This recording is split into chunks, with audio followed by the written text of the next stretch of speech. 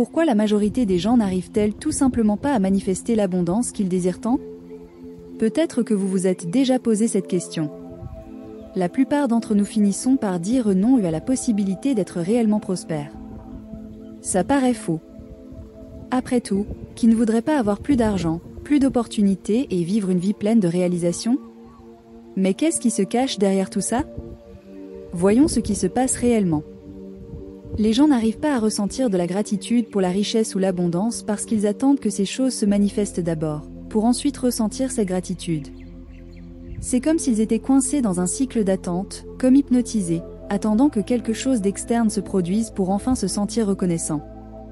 Mais ce qu'on ne réalise pas, c'est que ce type de pensée est ce qui nous maintient prisonniers de la réalité qu'on connaît déjà, la fameuse réalité tridimensionnelle. La réalité du quotidien, où l'on ne croit qu'en ce que nos yeux peuvent voir. Cette façon de penser est un piège.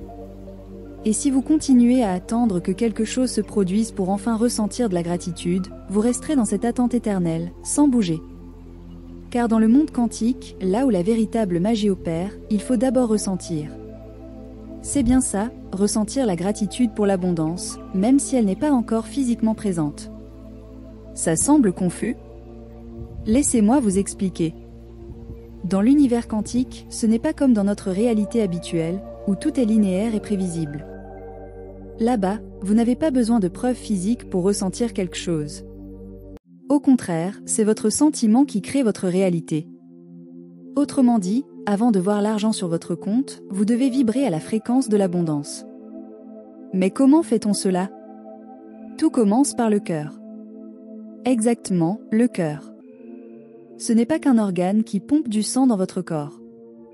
Dans le monde quantique, il agit comme un amplificateur d'émotions. Lorsque vous ressentez de la gratitude véritable, un sentiment authentique, votre cœur émet une fréquence incroyablement puissante qui est envoyée directement à l'univers. Cette fréquence porte la pensée d'abondance et envoie un signal clair de ce que vous voulez manifester. Mais le plus intéressant, c'est que toutes les émotions ne peuvent pas faire ça. Et c'est là que la plupart des gens se perdent. La souffrance, le manque, la peur, ces émotions sont sur une fréquence complètement différente. Elles ne peuvent tout simplement pas porter la pensée d'abondance.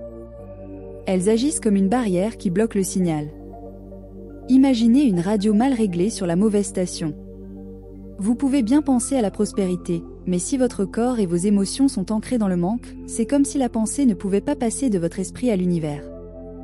Elle reste bloquée, sans pouvoir se manifester.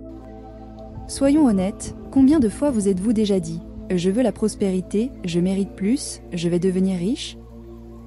La plupart d'entre nous l'a déjà fait. Mais au fond, la vérité, c'est que pendant qu'on dit ces mots, nos émotions vibrent à l'opposé.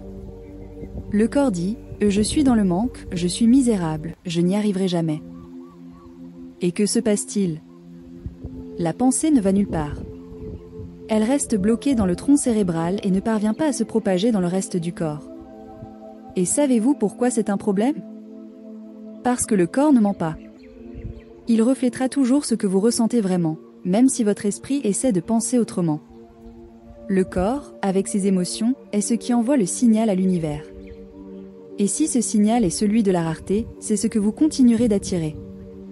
L'univers répond à la fréquence que vous émettez. Il ne suffit pas de penser positivement si vous ne le ressentez pas vraiment. Si vos émotions ne sont pas alignées avec vos pensées, l'abondance ne se manifestera jamais. Le problème, c'est que la pensée seule, sans le soutien émotionnel, n'a pas la force de créer. Elle reste en surface, sans pénétrer dans le corps, et donc sans envoyer le bon message à l'univers.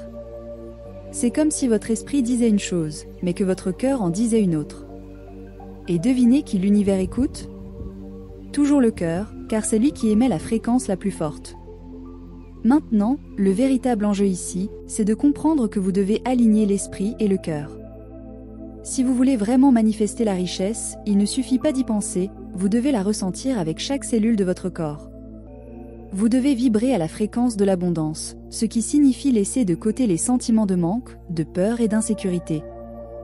Et oui, c'est un défi, surtout quand vous traversez une période difficile, où tout semble vous tirer vers le manque.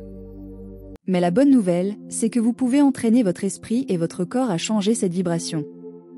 Commencez à pratiquer la gratitude, même si au début cela vous semble forcé.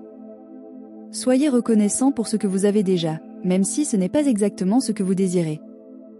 Avec le temps, ce sentiment deviendra sincère, et quand cela arrivera, votre cœur commencera à émettre la bonne fréquence. Et c'est à ce moment-là que les choses vont commencer à changer.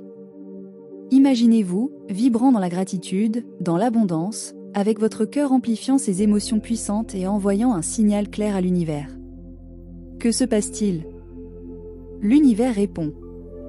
Il commence à aligner les circonstances, les opportunités, les bonnes personnes sur votre chemin. Et soudain, ce qui semblait impossible commence à se manifester. L'abondance commence à affluer dans votre vie de manière que vous n'auriez jamais imaginée. Alors, arrêtez d'attendre pour ressentir de la gratitude après que l'abondance soit arrivée. Inversez la situation. Ressentez la gratitude maintenant, pour tout ce que vous avez et tout ce qui est en route. Car, au final, c'est ainsi que vous ouvrez les portes pour que l'univers travaille en votre faveur.